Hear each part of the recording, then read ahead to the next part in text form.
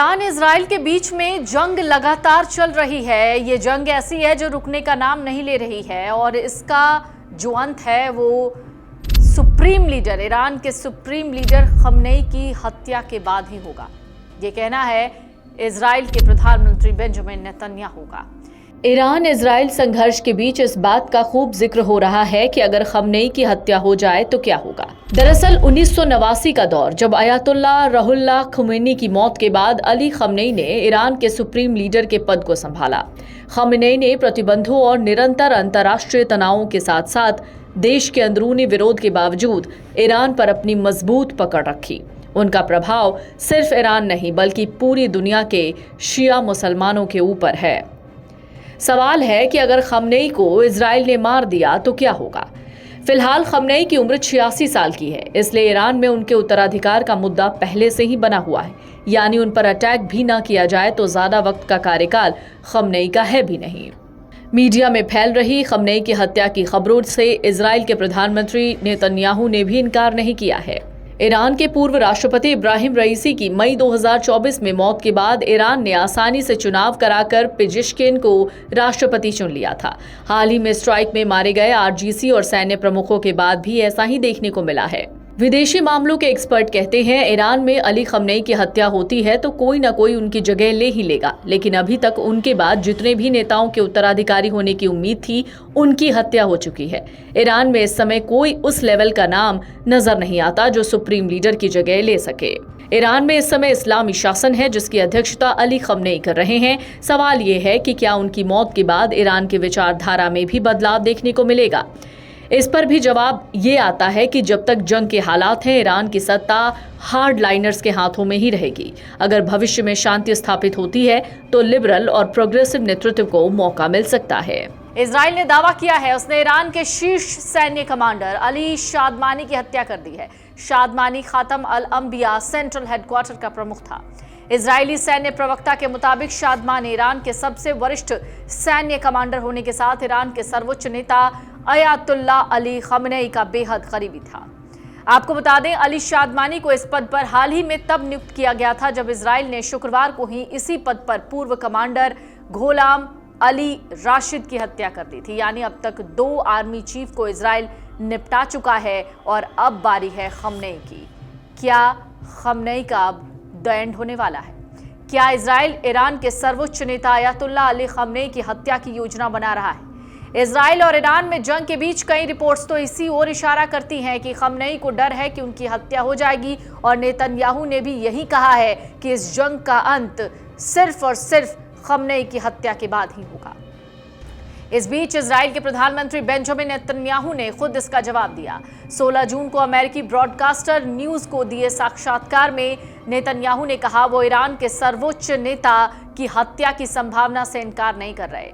जब नेतन्याहू से पूछा गया क्या वो खमेनी को निशाना बनाने की योजना बना रहे हैं तो उन्होंने कहा हम वही कर रहे हैं जो हमको करना चाहिए। इस बीच इजरायली पीएम बेंजामिन नेतन्याहू ने जंग खत्म करने को लेकर कहा अयतुल्लाह खमेनी की हत्या से जंग बढ़ेगी नहीं बल्कि खत्म होगी। इजरायली हमलों में अब तक 224 ईरानी मारे गए हैं जबकि 1481 घायल हैं। इजराइल में अब तक 24 लोग मारे गए हैं जबकि 600 से ज्यादा घायल हैं। इस दौरान नेतन्याहू से पिछली रिपोर्टों का जिक्र किया गया जिसमें उन्होंने कहा कि अमेरिकी राष्ट्रपति ट्रंप ने ईरानी सुप्रीम लीडर को निशाना बनाने की इजरायली योजना को खारिज कर दिया क्योंकि इससे संघर्ष बढ़ जाएगा।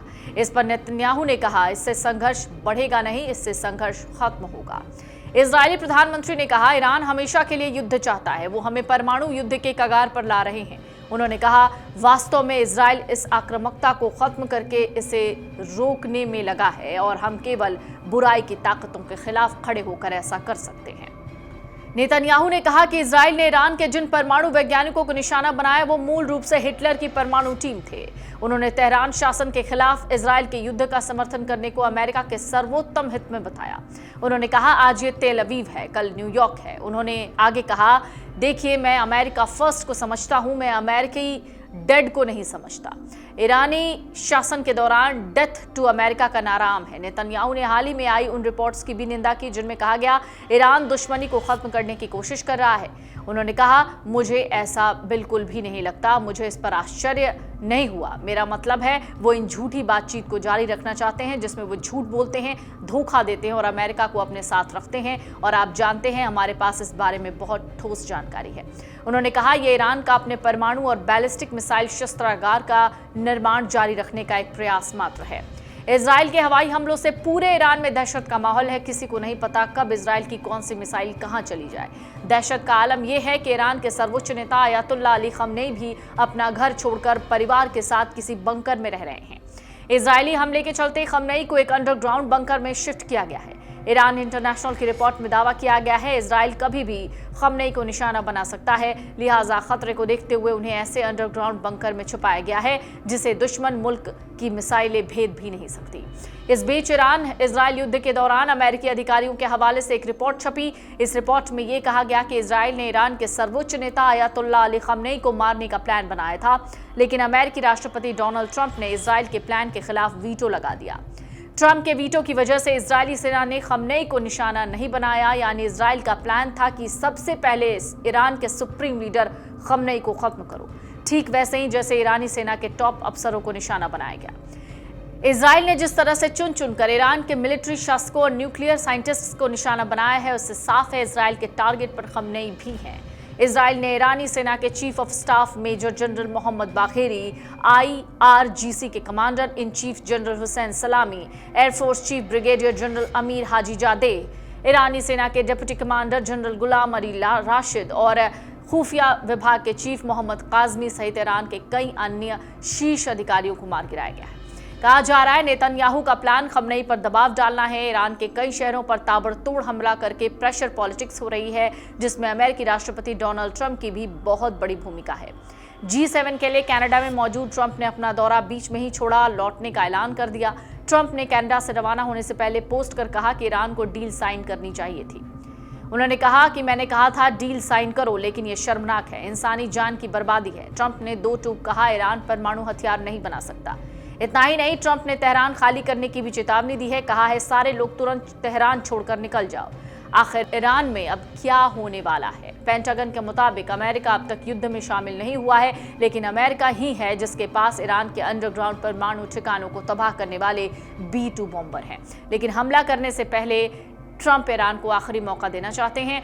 दूसरी तरफ ईरान का एयर डिफेंस सिस्टम ध्वस्त हो चुका है। इजरायली लड़ाकू विमान तेहरान समेत ईरान के तमाम सैन्य परमाणु ठिकानों पर खुलकर बमबारी कर रहे हैं।